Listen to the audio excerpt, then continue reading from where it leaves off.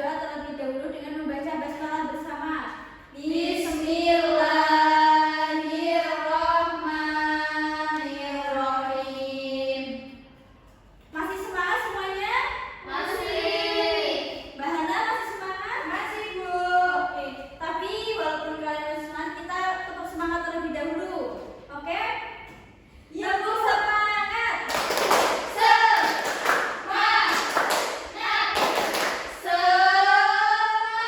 Oke, tepuk tangan. Ibu absen terlebih dahulu ya. Tapi Ibu absen, kalian jawab dengan suasana hati kalian. Ibu harap dengan suasana hati yang senang, oke? Bahana Risma, bahagia Bu. Rizky Sandy, Bahagia. Abidatul, Ceria. Sabrina, Semangat. Arini Lusnaya. Gembira. Oke, Ibu harap kalian hari ini dalam suasana senang dan bahagia selalu ya. Amin. Oke, ada yang tahu kita akan membahas apa di pertemuan kali ini? Sifat-sifat yang dimiliki oleh Allah. Oke, sebelum itu tujuan kalian mempelajari ini yaitu kalian diharap mengerti pengertian dari sifat-sifat yang dimiliki Allah Subhanahu wa taala, macam-macam sifat yang dimiliki Allah Subhanahu wa taala, oke? Nah, di pertemuan kali ini kita membahas sifat-sifat yang dimiliki Allah. Yaitu kita akan membahas hanya sifat wajib. Ada yang sudah pernah mendengar sifat wajib Allah? Pernah, Bu. Oke. Jadi sifat wajib Allah itu adalah sifat-sifat yang dimiliki oleh Allah yang sesuai dengan keagungannya sebagai pencipta alam dan seisinya. Jadi sifat yang sudah pasti dimiliki oleh Allah. Nah, macam-macam jenis sifat wajib Allah ada berapa? Ada 20. Sifat wajib Allah ada Macam-macam. 4. Dan jenisnya ada 4. Yang pertama apa?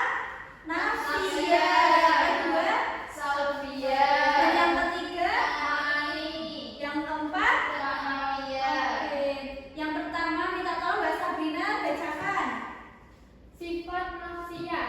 Sifat nafsiyah itu yaitu sifat untuk menegaskan adanya Allah SWT, di mana Allah SWT menjadi tidak ada tanpa adanya sifat tersebut. Oke, terima kasih buat Mbak Sabrina. Mbak Abid, bacakan yang kedua. Sifat salbiyah yaitu sifat yang digunakan untuk meniadakan sesuatu yang tidak layak bagi Allah Subhanahu wa taala. Oke, terima kasih. Yang ketiga Mbak Arini, tolong bacakan. Yang ketiga itu sifat ma'ani. Sifat ma'ani yaitu sifat yang pasti ada pada zat Allah. Sifat ma'ani ini adalah sifat-sifat yang juga dimiliki oleh makhluk, Bu. Oke, yang keempat Mbak Hana.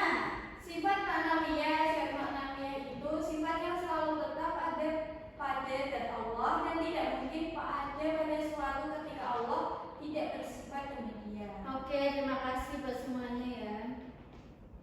Nah, sifat Allah itu ada berapa nama-nama sifat Allah? 20. Baik, kita akan bernyanyi mengenai nama-nama sifat Allah itu ya. Yang pakai nada induk-induk itu ya, tahu kan? Tahu. Oke, kita mulai ya. 1, 2,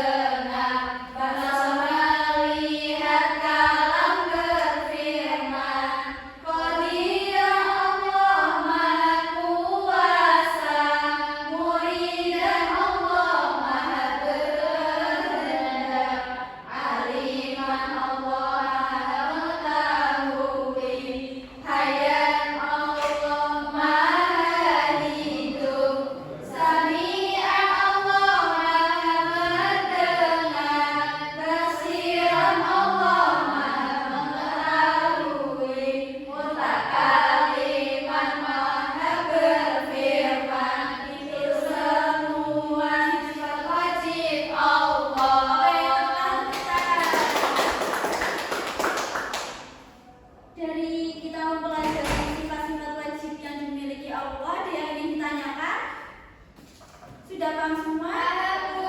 Alhamdulillah sudah paham semuanya, semua ya. Oke, selanjutnya Ibu bagi kelompok ya. Ya, Bu. Ibu mungkin akan membagi kelompok sesuai barisan saja biar mudah yang menjadi 2 kelompok, oke?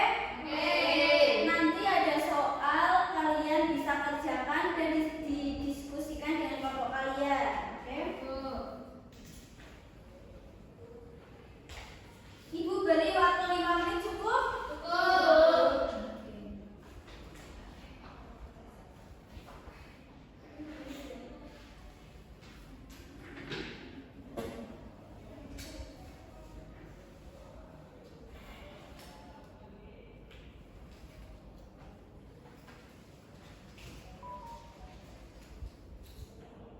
Udah, Bu. Terus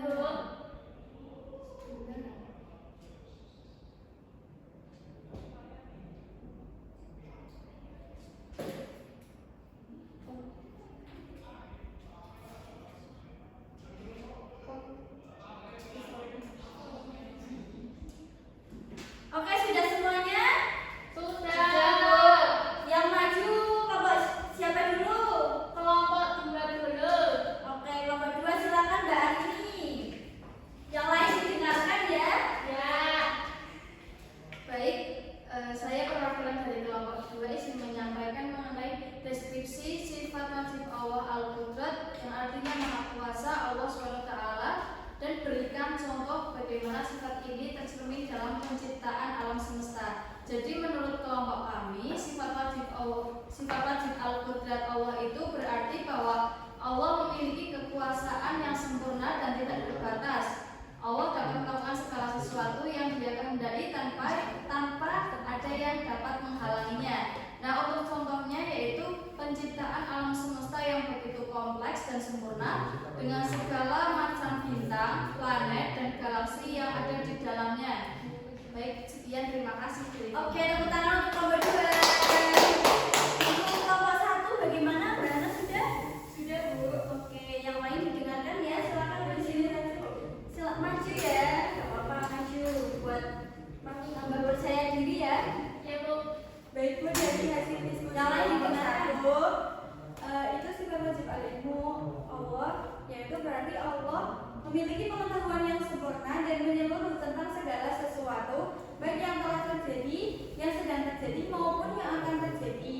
Allah mengetahui segala sesuatu yang ada di dalam hati manusia serta segala sesuatu yang terjadi di alam semesta.